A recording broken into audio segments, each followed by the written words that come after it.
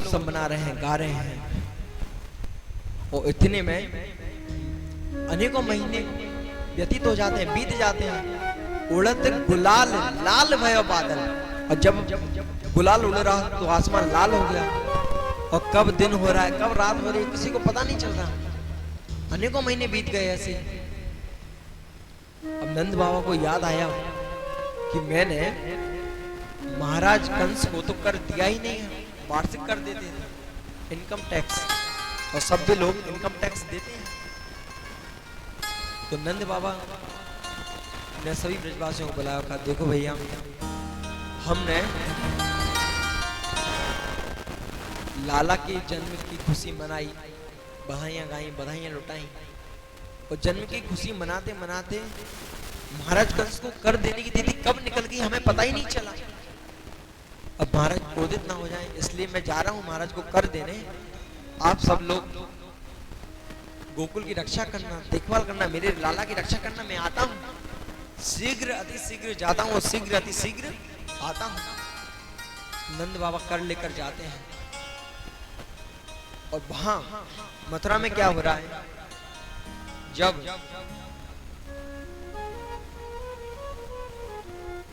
कंस ने देवकी माता की जो 8वीं कन्या थी, जो वसुदेव जी नंद रानी के महल से ले गए थे, उस कन्या को पृथ्वी पर मारा तो वो मस्तिष्क पर लात मार के कंस के मस्तिष्क पर चरण का प्रहार करके अंतरिक्ष में चली गई थी।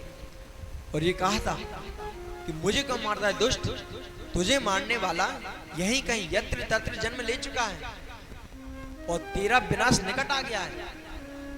तो कंस देवकी माता से क्षमा मांगता है, वसुदेव जी से क्षमा मांगता है कि मुझे क्षमा कर दो, कि देवताओं ने मेरी मति भ्रमित कर दी, घुमा दिया, मुझे समझ नहीं आ रहा था मेरे कि क्या करना चाहिए क्या नहीं करना चाहिए, मुझे क्षमा कर दो।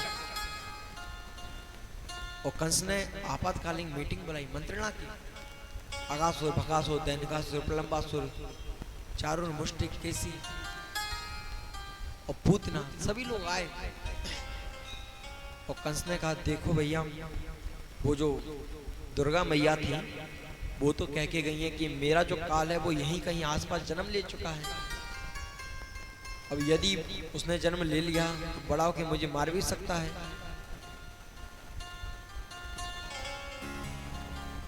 बड़ा होगा मुझे मारेगा, तो कुछ करो, क्या क्या कुछ उपाय बताओ मुझे। मंत्री, महामंत्री, सेनापति, सेना सचिव सब लोग वहां थे। सब लोग कहते हैं देखो महाराज, आपका काल यानी कि नारायण यानी आपका शत्रु, और नारायण वही होता है, हमने सुना है कि नारायण वही होता है जहां ब्राह्मणों की सेवा होती है, भगवान की कथा होती है, यज्ञ होते हैं। तो ऐसा करें, यज्ञ रुकवा देते हैं, ब्राह्मणों को मारते हैं, मार देते हैं, गायों की हत्या करते हैं। और जब गायों की हत्या होगी, हवन रुक जाएंगे, ब्राह्मण भोजन नहीं करेंगे, क्योंकि भगवान के दो ही तो मुख हैं, एक ही हवन और दूसरा ब्राह्मण।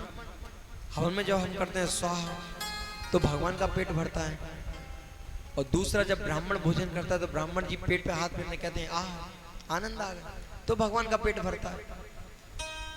यदि हम ब्राह्मणों का भोजन कराना रोक देंगे, ब्राह्मणों को मार देंगे, गायों को मार देंगे, हवन रोक देंगे, तो नारायण को शक्ति नहीं मिलेगी।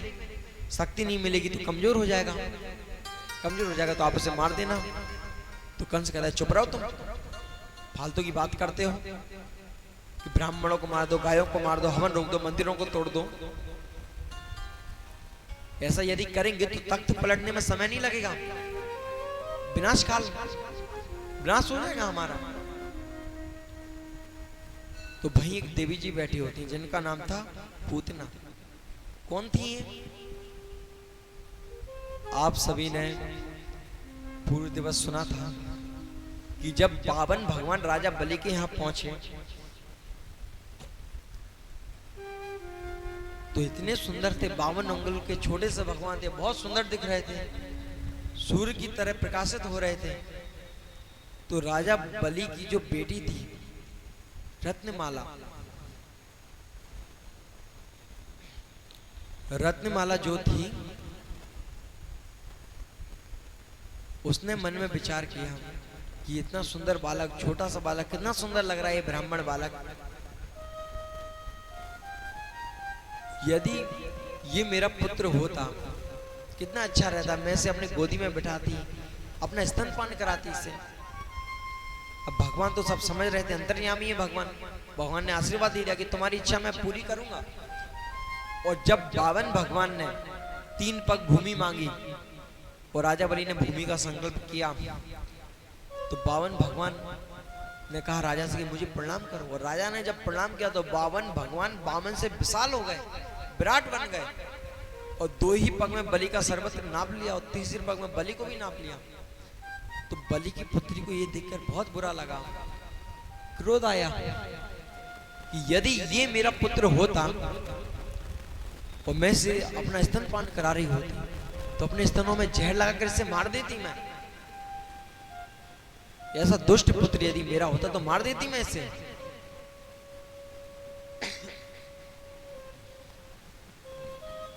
तो भगवान ने ये आशीर्वाद दे दिया कि ठीक है, ये अवसर भी हम तुम्हें देंगे। तो वही पूतना द्वापर, वही जो बलि की बेटी थी रत्नमाला, वो द्वापर युग में पूतना बनी। और जो भगवान नारायण 52 अवतार में आए थे वही भगवान कृष्ण अवतार में आए। तो पूतना ने कहा कि महाराज आप मुझे आज्ञा दीजिए, मैं जाती हूं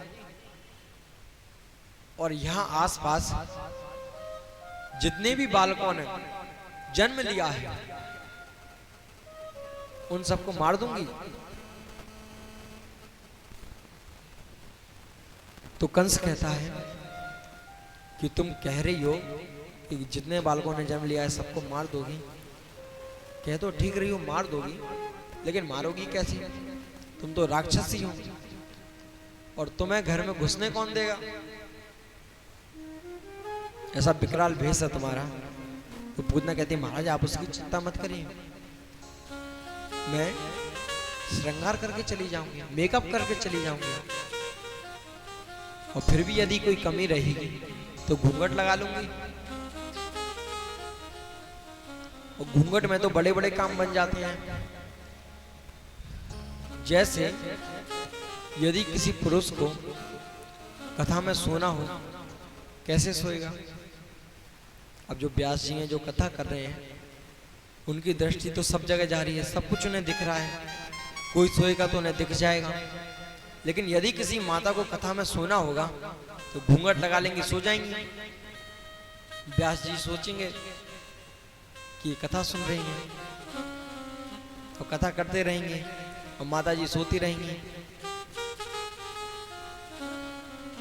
और जब व्यास जी कहेंगे बोलो वृंदावन बिहारी लाल की, तो उनकी नींद खुल जाएगी। तो कहेंगे अरे कितनी सुंदर कथा चल रही, आनंद आ रहे हैं। अब जो उनके पड़ोसी होंगे उन्हें तो पता ही कि ये सो रही हैं कि कथा सुन रही हैं। कहेंगे क्या कथा सुनी आपने, आप तो सो रही थी। तो ये कहेंगे नहीं हम तो कथा सुन रहे थे। तो नहीं मैंने देखा आप सो रहे थे। फिर हम सो नहीं रहे थे, हम आंख बंद करके मनन कर रहे हैं। तो घूंघट में बड़े बड़े कार्य बन जाते हैं। तो पूतना ने कहा मैं घूंघट लगा के चली जाऊंगी। और पूतना आई और इसने सुंदर अपना भेष बना लिया घूंघट लगा के।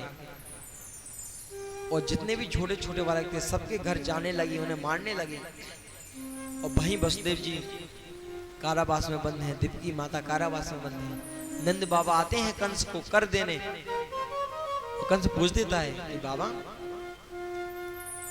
इस बार कर देने में आपको विलंब हो गया, इसलिए मैं देख रहा हूं कि आप विलंब शुल्क भी लाए हैं।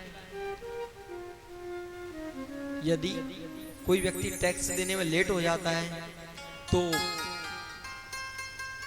पेनल्टी लग जाती है। तो ऐसे ही नंद बाबा विलंब शुल्क लेकर आए थे, पेनल्टी, और महाराज को दी और साथ में बधाई भी लाए थे। तो कंस ने पूछा ये क्या है? तो नंद बाबा कहते हैं कि महाराज मैं क्या बताऊं, वृद्धावस्था में मेरे एक लाला हो गया तो मैं भाई की खुशी में पागल हो गया। अब पागल होगा तो मुझे सवाद ही ना पड़ो कि कब कर देने की तिथि निकल गई। और मैं उसी की खुशी में रहा, प्रसन्न हो रहा, उत्सव मना रहा।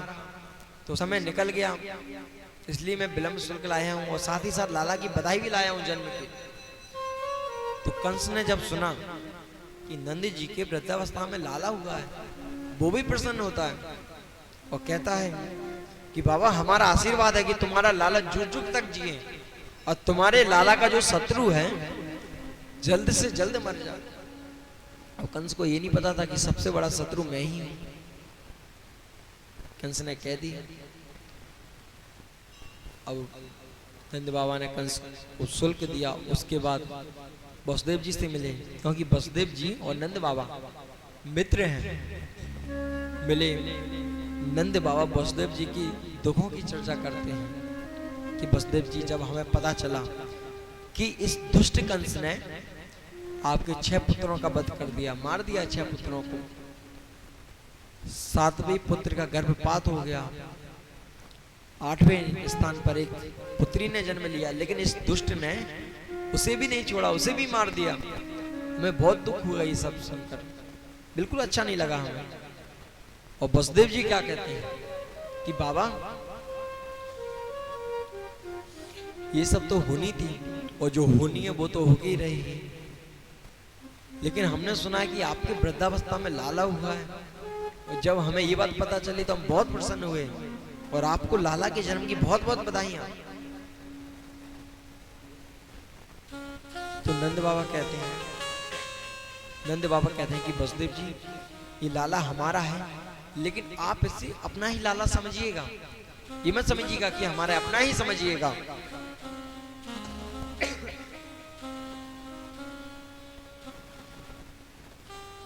और ऐसा नंद बाबा कहते हैं तो वसुदेव जी कहते हैं ठीक है बाबा, हम इसे अपना ही समझेंगे। लेकिन नंद बाबा को तो ये पता ही नहीं था कि ये सच में वसुदेव जी का ही बालक है। तो वसुदेव जी ज्योतिषी के बहुत अच्छी ज्ञाता हैं, त्रिकालदर्शी हैं, देख लेते हैं। तो वसुदेव जी कहते हैं नंद बाबा से कि बाबा आप जल्द से जल्द गोकुल जाइए, और मुझे लगता है कि गोकुल में कुछ अनिष्ट होने वाला है, आप जल्द से जल्द जाइए। तो नंद बाबा गोकुल आने लगते हैं, और नंद बाबा गोकुल में आते हैं उससे पहले आ जाती हैं एक देवी जी। कौन?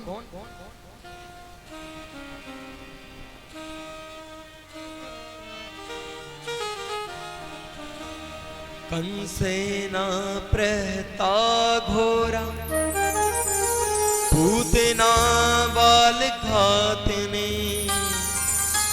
शिशुश्चकार निगनन्ते पुनग्राम ब्रजादिषु। पूतना नाम क्या था? पूतना, पूतना, जिसके कोई पूत ना हो या जिसे किसी के पूत पसंद ही ना हो। और काम क्या था? बाल घातिनी, जो छोटे छोटे बालक थे उन्हें मारने का कार्य करते। आई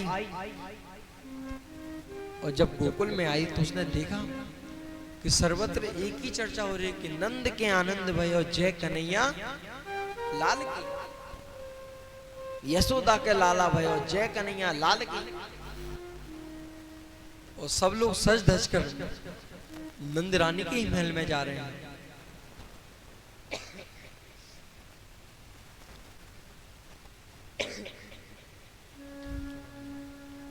पूतना ने सोचा कि ये बालक कोई विशेष लगता है, कोई विशेष बालक प्रतीत होता है, तो सबसे पहले इसी के यहाँ जाना चाहिए। और नंद रानी के महल में जाते हैं, और नंद रानी जब देखती हैं कि इतनी सुंदर, ये कौन है? ये लगता है कोई देवी है। सभी लोग ब्रजवासी देख रहे हैं कि तो लगता है साक्षात स्वर्ग से कोई अप्सरा आ गई है, कोई देवी माता आ गई है। रात ही नंद रानी से कहते हैं कि भैया आपको लाला के जन्म की बहुत बहुत बधाई हो। मेरे पति आए थे, आपके लाला को आशीर्वाद दे गए, और मुझे पता चला कि मेरे पति आए, आपके लाला को आशीर्वाद दे गए, आपके यहाँ लाला हुआ है। तो मैंने सोचा मैं भी कब पीछे रहूं, मैं भी आपके लाला को आशीर्वाद दे के जाती हूँ, इसलिए मैं आपके लाला को आशीर्वाद देने आई हूँ। तो कहाँ है आपका लाला, मैं आशीर्वाद दूं। और जब पूतना ने ऐसा कहा कि मेरे पति आए और आशीर्वाद दे के गए, तो माता यशोदा ने सोचा कि लगता है ये कोई ब्राह्मणी है। ब्राह्मण की पत्नी है जिसके पति मेरे लाला को आशीर्वाद दे के गए और ये देने आई है। तो नंदरानी कहती है कि देखो बहन, मेरा लाला भी सो रहा है और जब वो जाग जाए तो आप उसे आशीर्वाद दे देना, आशीर्वाद दिए बिना नहीं जाना। तो पूतना कहती है ठीक है मैया, मैं आशीर्वाद दिए बिना जाऊंगी नहीं, आप चिंता मत करिए, आप अपना कार्य कर लीजिए। तो यशोदा माता पूतना का मुंह मीठा कराती हैं, मिठाई खिलाती हैं और भगवान मनी मन सोच रहे हैं देखो मेरी भोली वाली मैया को, जो इसके पूत को मारने ही आ रही है, जो इसके लाला को मारने आई है, मेरी मैया उसी का मुंह मीठा करा रही है। और पूतना भगवान के पास जाती है। जब माता यशोदा अपने कार्य में व्यस्त हो जाती है, आती हैं और देखती हैं भगवान को, और भगवान पूतना को देखते हैं तो नेत्र बंद कर लेते हैं। तो भाई परीक्षित जी प्रश्न कर देते हैं सुखदेव जी से कि गुरुदेव क्या हुआ, भगवान ने नेत्र बंद क्यों किए, क्या भगवान डर गए थे पूतना से?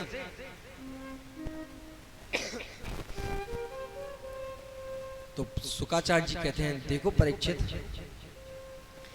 भगवान ने मन में सोचा कि ये माया का रूप धारण करके आई है, ये मायावती है और मैं मायापति हूं। माया यानी कि लक्ष्मी, लक्ष्मी का पति हूं, श्रीपति हूं। अब मायापति के सामने मायावती की माया चलेगी नहीं। यदि मैं इसको देखूंगा तो इसने जितना श्रृंगार किया है, सुंदर भेष बनाया है, इसका ये सारा श्रृंगार खत्म हो जाएगा, धुल जाएगा मेकअप, और ये राक्षसी भेष में आ जाएगी। यदि ये राक्षसी भेष में आ गई तो सब लोग डर जाएंगे, मेरी मैया डर जाएगी। इसलिए भगवान ने नेत्र बंद कर लिए। वहीं एक संत कहते हैं इसी विषय पर कि भगवान ने नेत्र बंद इसलिए किए क्योंकि भगवान के दो नेत्र हैं, एक नेत्र है चांद चंद्रमा और दूसरा है सूर्य। तो दोनों ने अपने अपने द्वार बंद कर लिए और कहा कि प्रभु आप इसे किसी भी लोक में भेज देना, किसी भी स्थान पर भेज देना, बैकुंठ में, स्वर्ग में, लेकिन चंद्रलोक और सूर्यलोक हमारे लोकों में मत भेजना। तो ये इतनी दुष्ट स्त्री, नाम अच्छा नहीं, काम अच्छा नहीं, और आपको मारने आई है, हम इसे अपने लोक में नहीं ला सकते, यहाँ मत भेजिएगा, कहीं और भेजो। इसलिए भगवान ने नेत्र बंद किए। तो एक संत कहते हैं कि भगवान ने मन में विचार किया कि ये जो कार्य कर रही है, ये कार्य तो मेरी माता का है। और पूतना उठाती है भगवान के कि आओ लाल मेरी गोद में, आओ लाल मेरी गोद में, और भगवान को उठा लेती है। मन में सोचती है ये छोटा सा बालक, इसे मैं स्तनपान कराऊंगी, एक घूंट पिएगा मर जाएगा, मैं उड़ जाऊंगी आकाश में, क्या कर लेगा कोई मेरा, क्या कर सकता है। उठाया भगवान को, आओ लाल मेरी गोद में, आओ लाल मेरी गोद में, उठाया भगवान को और स्तनपान कराने लगी। और भगवान तो गटके ही गटक, गटकी गटक पीते जा रहे हैं और पीते चले जा रहे हैं। और स्तनपान करते करते भगवान सारा विष पी जाते हैं और सारा दूध पी जाते हैं। स्तनों में दूध खत्म हो जाता है, भगवान पूतना के प्राणों का हरण करने लगते हैं, प्राण पीने लगते हैं। और यहीं पर एक संत ये भी कहते हैं कि भगवान ने नेत्र बंद इसलिए किए क्योंकि पूतना अपने स्तनों में विष लगाकर आई थी। तो कन्हैया भगवान शंकर का ध्यान कर रहे थे कि हे भोले बाबा, ये पूतना मौसी आई है हमें विष पान कराने, हम तो यहाँ गोकुल आए हैं माखन खाने, मिश्री खाने, कि माखन मिश्री खाएंगे, बड़े होंगे, शक्तिशाली बनेंगे, तब जाके मामा कंस को मारेंगे। और माखन तो मिला नहीं, मिश्री मिली नहीं, पूतना मौसी पहले ही जहर पिलाने आ गए, और जहर पीने का अभ्यास तो हमें है नहीं। तो आप आइए मेरे कंठ में विराजमान हो जाइए, क्योंकि आपको विष पीने का अभ्यास है। और पूतना के स्तनों में से जितना विष निकले उसे आप पान कर लेना, और जितना दूध होगा वो मैं पान कर लूंगा। तो आप आइए मेरे कंठ में विराजमान हो जाइए। इसलिए भगवान ने नेत्र बंद किए। और भगवान पूतना का सारा विष पी लेते हैं, सारा दूध पी लेते हैं और प्राण पीने लगते हैं। अब जब प्राण पीते हैं तो पूतना की सांसें रुकती हैं, दर्द होता है, सांस नहीं ले पाती है। सोचती है ये कैसा बालक है, ये तो मर ही नहीं रहा। और जब प्राण हरण होने लगते हैं तो पूतना कहती कि ये क्या कर रहा है, हटाती है, भगवान छोड़ते नहीं है। तो कहते हैं छोड़ छोड़ मुझे, क्या कर रहा है, छोड़ मुझे। तो भगवान 7 दिन के हैं उस दिन और कहते हैं कि मौसी जी हमें तो केवल पकड़ना आवे, छोड़ना ना आवे। कि मौसी जी हमको तो केवल पकड़ना ही आता है, छोड़ना नहीं आता। मैंने बताया था ना आपको कि भक्त का भाव क्या होना चाहिए कि प्रभु हम भले ही आपको छोड़ दें लेकिन आप हमें नहीं छोड़ेगा। जो हनुमान जी महाराज ने प्रभु श्री राम को उठाया तो कहते हैं कि आओ प्रभु हमारे कंधों पे बैठ जाओ, मेरे कंधों पे बैठ जाओ। तो लक्ष्मण जी हंसने लगते हैं कि भैया देखो ये बानर हमें कंधे पे बैठने के लिए कह रहा है। तो भगवान राम कहते हैं कि हनुमान तुम इतने बलशाली हो, कंधे पे क्यों बैठाल रहे हो, पीठ पे क्यों बैठाल रहे हो, गोदी में उठा के ले चलो ना, पर्वत पर ले जाना है, गोदी में उठा के ले जाओ। तो हनुमान जी महाराज कहते हैं कि प्रभु यदि मैं आपको गोदी में उठाऊंगा तो मैं आपको पकड़ूंगा, और यदि आप पीठ पर बैठेंगे तो आप मुझे पकड़ेंगे, और यदि मैं आपको पकड़ूंगा तो हो सकता है कि कहीं पर आप मुझसे छूट जाओ, हाथों से छूट जाएं आप। यदि आप मुझे पकड़ लेंगे तो आप मुझे छोड़ेंगे नहीं, क्योंकि आप तो एक बार जिसकी बाह थाम लेते हैं उसकी छोड़ते नहीं हैं। तो यही भगवान पूतना से कहते हैं कि मौसी जी हमें तो केवल पकड़ना आवे, पकड़ना आता है, छोड़ना नहीं आता। अब पूतना भयभीत हो जाती है कि अरे ये क्या 7 दिन का बालक बोल रहा है। तो कहती है क्या करूं, अपने विकराल भेष में आ जाती है, और भेष में आ जाती है, विकराल भेष में विराट रूप धारण कर लेती है और सोचती है कि मैं चलती हूँ मथुरा, महाराज कंस के पास, उसी को कहूँ, उन्हीं को दूंगी ये लाल बालक, कहूंगी आप ही संभालो इसे। और पूतना उड़ने लगती है, उड़ते उड़ते जाती है, लेकिन बीच मार्ग में ही भगवान पूतना के प्राणों का हरण कर लेते हैं और जोर से आकर पूतना पृथ्वी पर गिरती है और पूतना का उद्धार हो जाता है। और पूतना का शरीर कितना बड़ा है, वर्णन आता है कि पूतना का शरीर 3 गभ्योती में फैल गया था। 3 गभ्योती यानी एक गभ्योती में 2 कोर्स होते हैं, 2 कोर्स यानी कि 12 माइल्स, 12 माइल्स यानी 18 किलोमीटर। 18 किलोमीटर के विशाल स्थान पर, 18 किलोमीटर के स्थान में पूतना का शरीर गिरा। और इतना बड़ा शरीर था कि नंद बाबा का जो महल था उसकी जो पीछे के तरफ जो दीवार थी वो दीवार केवल हवा से ही गिर गई। 18 किलोमीटर में पूतना का शरीर गिरा है। और ब्रजवासी तो इस बात का ऐसा वर्णन करते हैं कि पूतना के पैर गिरे पैगाम में, हाथ गिरे हाथरस में, कान गिरे कानपुर में। तो अनेकों स्थान पर अनेकों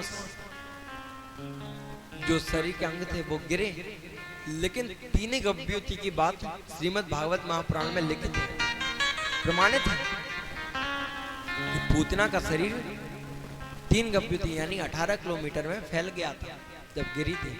और अपने विराट रूप में थी, विशाल रूप में थी। सब लोगों ने जब आवाज सुनी, आवाज सुनकर आए कि काय की आवाज आई, कैसी आवाज आई, देखा कि पीछे की तरफ तो पूरा महल गायब है, पूरी महल की दीवार नीचे गिर गई है। भयभीत हो जाते हैं, आके देखते हैं ये कौन है, कि अरे ये तो राक्षसी पूतना है, इसकी तो हम कहानियां सुनते थे कि ऐसी एक राक्षसी है। हे भगवान, ये राक्षसी यहाँ कहां से आ गई। और देखा पूतना के वक्षस्थल पर नंदरानी का लाला बैठा हुआ है। तो सभी ब्रजवासी नसैनी लगाकर जाते हैं, कान के पास में नसैनी लगाते हैं और चढ़ जाते हैं, सीढ़ी लगाकर चढ़ जाते हैं। और जब चढ़ते हैं तो कान से मस्तिष्क से जो वक्षस्थल है, छाती, तो बीच में गैप आ रहा है बहुत। अब क्या करें? तो सब लोग छलांग लगा कर वक्षस्थल पर कूदने लगे। भगवान को उठाया और फिर नीचे कूदे। और उसी समय नंद बाबा आ जाते हैं और देखते हैं कि हे भगवान, ये राक्षसी कहां से आ गई। पूछते हैं ब्रजवासियों से कि लाला ये राक्षसी कहां से आई। तो ब्रजवासी कहते हैं कि बाबा, हमने तो कुछ देखा ही नहीं, हमने देख ही नहीं पाए। हमें तो एकदम धड़ाम से जोड़ की आवाज आई और हम पीछे आके देखा तो महल के पीछे की दीवारें गायब हैं। आके देखा तो ये राक्षसी यहाँ पर है। तो राक्षसी के वक्षस्थल पर आपका लाला था, तो हम इसी को उतार के लाए। तो नंद बाबा कहते हैं कि भैया, आज मैं समझ गया कि वसुदेव जी बहुत अच्छे ज्योतिषी हैं। वसुदेव जी ने मुझे पहले ही बता दिया था कि आप जल्दी से गोकुल जाइए, गोकुल में कुछ उपद्रव होने वाला है। और मैं हनुमान जी महाराज का ध्यान करते करते आ रहा था और मुझे तो ऐसा लगता है ये राक्षसी मेरे लाला को लेकर जा रहे थे और पीछे से हनुमान जी महाराज ने आकर इसकी पीठ में एक धमुकरा धर दिया तो ये नीचे गिर गई। और सभी ब्रजवासियों ने भगवान को ले गए। तो जो ब्रज की जो वृद्ध माताएं थी, उन्होंने कहा कि अरे, लाला ने राक्षसी को स्पर्श कर लिया है।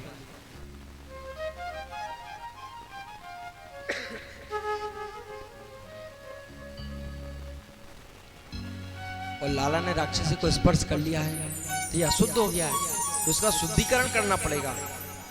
तो सभी ब्रज गोपियां और वृद्ध माताएं भगवान को ले जाती हैं गौशाला में और उनका झाड़ा करने लगते हैं गाय की पूंछ से।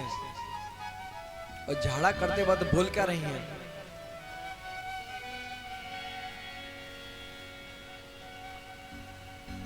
क्या बोल रही हैं झाड़ा करते वक्त? भगवान के नाम से भगवान को ही झाड़ रही हैं। इंद्रियाणि हृषिकेश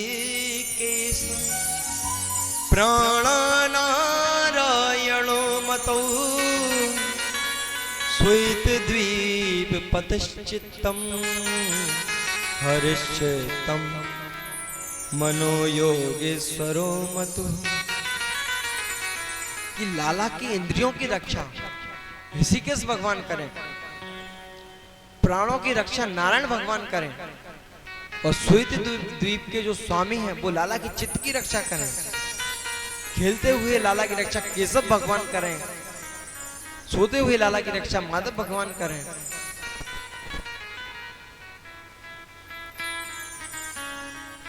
भगवान के नाम से भगवान को ही झाड़ रही हैं और भगवान मन ही मन मुस्कुरा रहे हैं, सोच रहे हैं, देखो इन ब्रज गोपियों को, मेरे नाम से मुझे ही झाड़ रही हैं।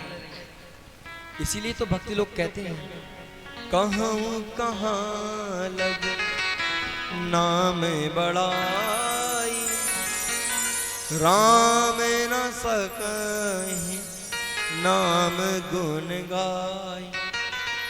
कि भगवान के नाम की जो महिमा है वो भगवान स्वयं नहीं गा सकते।